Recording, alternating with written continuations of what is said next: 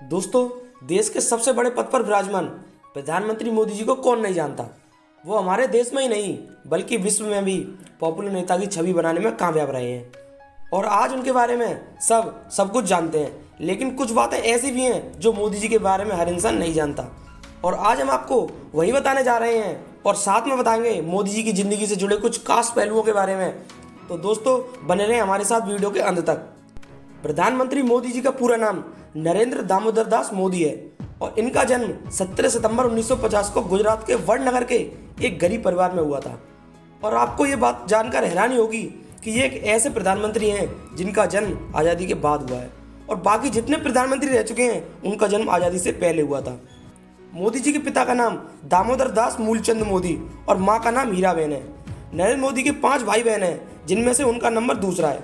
मोदी जी को बचपन में नरिया कहकर पुकारते थे। मोदी जी के पिता रेलवे स्टेशन पर चाय की दुकान लगाते थे।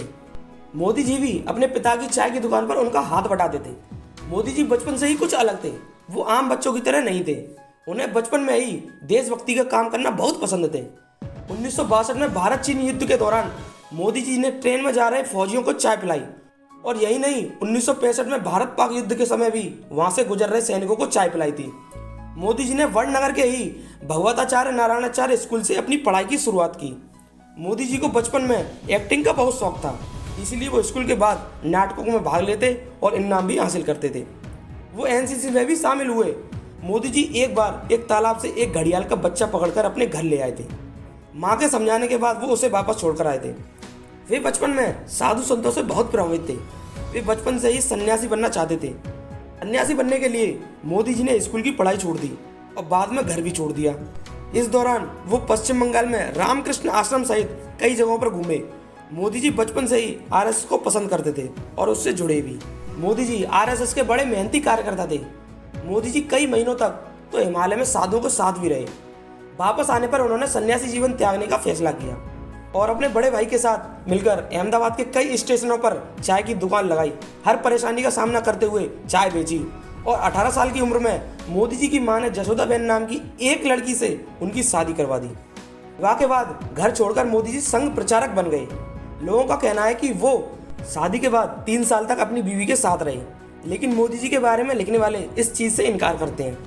मोदी जी अहमदाबाद संघ मुख्यालय में रहते थे और वहाँ के सारे छोटे छोटे काम जैसे सफाई करना, चाय बनाना और बुजुर्ग नेताओं के कपड़े धोने जैसा काम करते थे।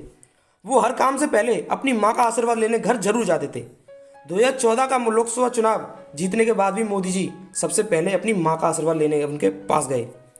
1975 में जब इंदिरा गांधी ने कई राजनीतिक कारणों की वजह से कई राज्यों में आपातकाल लगा दिया था, उस वक्त भी मोदी जी सरदार के रूप में पुलिस से छुपकर सरकार की गलत नीतियों का विरोध करते रहे। मोदी जी बहुत ही मेहनती कार्यकर्ता थे। आरएसएस में उनके कार्य को देखकर उन्हें बहुत ज़्यादा सम्मान मिलने लगा। वो स्वामी विवेकानंद से बहुत ज़्यादा प्रभावित थे। उन्होंने गुजरात में स्वामी विवेकानंद युवा विकास यात्रा भी निकाली। मोदी जी शुद्ध शाकाहारी हैं। वो व्रत भी बहुत रखते हैं। मोदी जी 18 घंटे काम करते हैं, कुछ ही घंटे सोते हैं। वो समय के बहुत पाबंद हैं। लाल कृष्ण आडवाणी को मोदी जी का राजनीतिक गुरु माना जाता है। 1990 के दौरान मोदी जी ने आडवाणी की सोमनाथ से अयोध्या रथ यात्रा में बड़ी भूमिका निभाई। इससे प्रभावित होकर बीजेपी के बड़े नेताओं ने मोदी जी को अपनी पार्टी में शामिल कर लिया और वो पार्टी के लिए बहुत ही मेहनत और लगन से काम करते रहे। इसके बाद बीजेपी ने अक्टूबर 2001 में मोदी जी को गुजरात का मुख्यमंत्री बना दिया। मोदी जी ने गुजरात में विकास किया, हर जगह बिजली और पानी की व्यवस्था की और एशिया का सबसे बड़ा सोलर प्लांट गुजरात में बनाया गया। 2002 में होने वाले गुजरात के गोधरा कांड में मोदी जी का नाम जोड़ा गया। इसके लिए न्यूयॉर्क टाइम्स ने भी मोदी जी को जिम्मेदार ठहराया। गोधरा कांड गुजरात के गोधरा शहर में 27 फरवरी 2002 को हुआ था। गोधरा शहर में रेलवे स्टेशन पर साबरमती एक्सप्रेस ट्रेन के S7 कोच में आग लगा दी गई, जिसमें 59 लोगों की जान चली गई। इसके बाद गुजरात में जगह जगह पर सांप्रदायिक दंगे शुरू हो गए और 28 फरवरी 2002 को गुजरात के कई इलाकों में दंगों ने भयंकर रूप ले लिया और 1200 से ज़्यादा लोग मारे गए। उसके बाद सुप्रीम कोर्ट ने इस कांड की जांच के लिए एक स्पेशल कमेटी बनाई। कमेटी ने पूरी जांच पड़ताल की और 2010 में सुप्रीम कोर्ट ने कमेटी की जांच के आधार पर फैसला सुनाया। फैसले में सुप्रीम कोर्ट ने कहा कि कमेटी को दंगों में कहीं भी मोदी जी का हाथ नहीं मिला। मोदी जी ने गुजरात में सरकारी कायदे कानून के खिलाफ बनवाए गए सभी मंदिरों को तोड़वा दिया। इसके बाद गुजरात में मोदी जी की लोकप्रियता इतनी बढ़ी कि लगातार 3 बार मोदी जी गुजरात के मुख्यमंत्री रहे। 2013 की केदारनाथ आपदा के क्षतिग्रस्त हुए केदारनाथ मंदिर के पुनर्निर्माण के लिए केंद्र सरकार से मोदी जी ने मांग की, लेकिन उस वक्त कांग्रेस सरकार ने मना कर दिया। मोदी जी की कामयाबी और अच्छी नीतियों को देखते हुए भाजपा सरकार ने 2014 के लोकसभा चुनाव में मोदी जी को प्रधानमंत्री के रूप में चुना। चुनाव के लिए मोदी जी ने सोशल मीडिया का भी खूब इस्तेमाल किया और उनकी मेहनत और लगन के दम पर भाजपा पार्टी को भारी बहुमत से जीत दिलाई। 26 मई 2014 को दिल्ली के राष्ट्रपति भवन में मोदी जी ने भारत के सर्वोच्च नेता प्रधानमंत्री पद की शपथ ली और मोदी जी भारत के 15वें प्रधानमंत्री बने।